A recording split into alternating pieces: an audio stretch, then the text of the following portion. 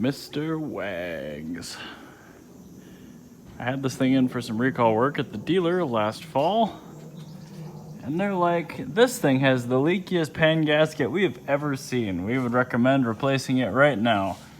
And although, yeah, there's a little bit of moisture along the down edge, the pan is like bone dry. So here I was avoiding driving this thing, thinking that it was just completely hemorrhaging. And really it is dripping right out of there. Cleaned up the floor just a little bit, so I don't really have proof of that, but still not nearly as bad as I thought it was, or as they made it sound. Then I was up here, or I was down here rather, and I noticed that I don't think the exhaust shop I used years ago used mild steel, but it's completely rusted through on the top, leaking exhaust. So that's not cool. I've got to fix that.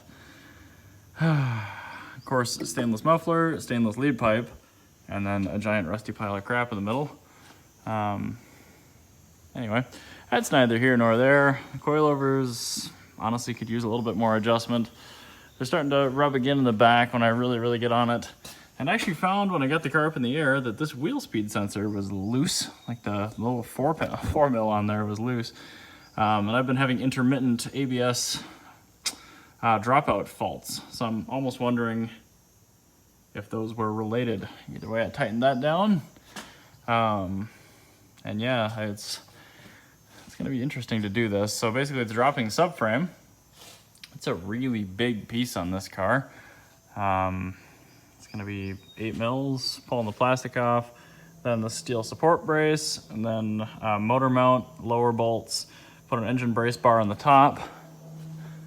And then I guess it's really not that bad, but I think this plastic pipe has to get undone from the top side and that stays in place. So it'll be kind of slow going, just making sure I don't completely nuke something.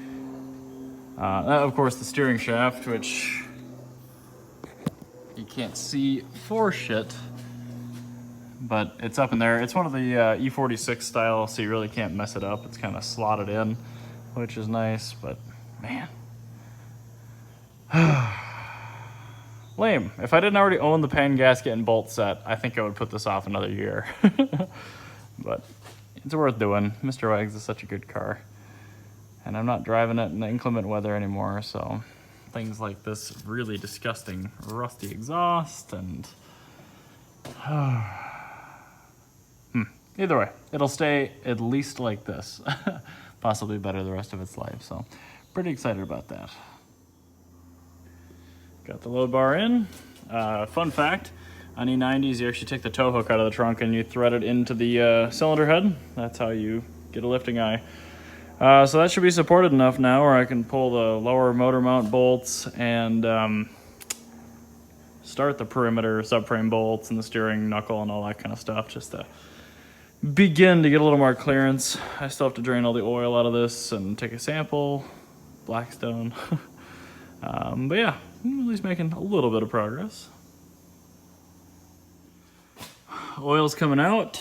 Subframe is loose. The steering shaft, which you can now see in there, doesn't appear to have any sort of thingy. I don't know. But anyway, we are dropped a considerable way, and I think that will be enough to actually get the pan down and get the gasket changed. We'll see. There's actually a fair bit of tip in this thing. Don't want to do it too much here, just because it's still draining oil. Yeah, cautiously optimistic.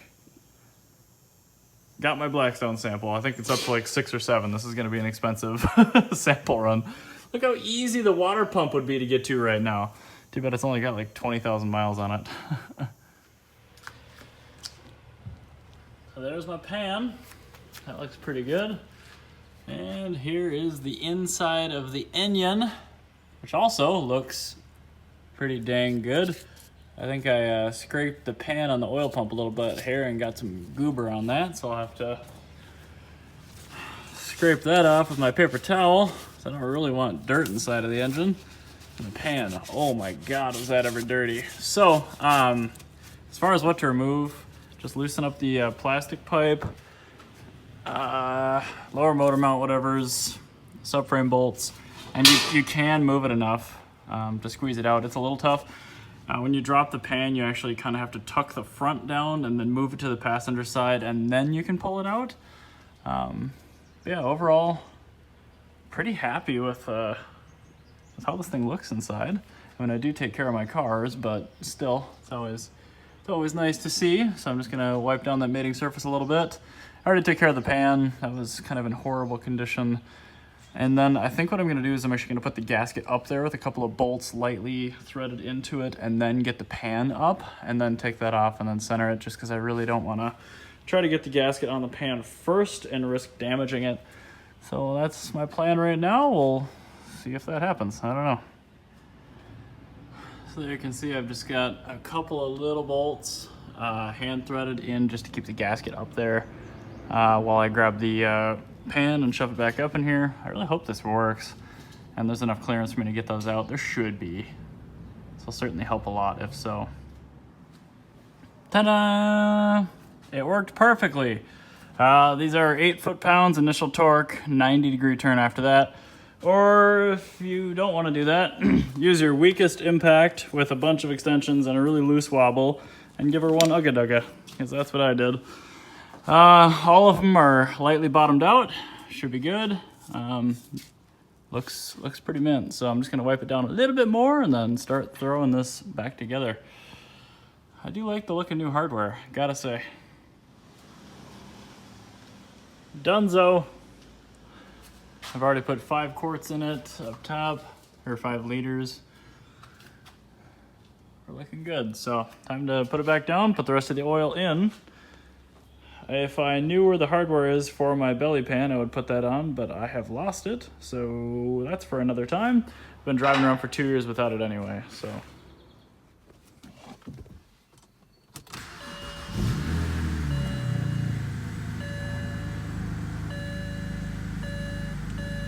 Now we have oil pressure, that's good.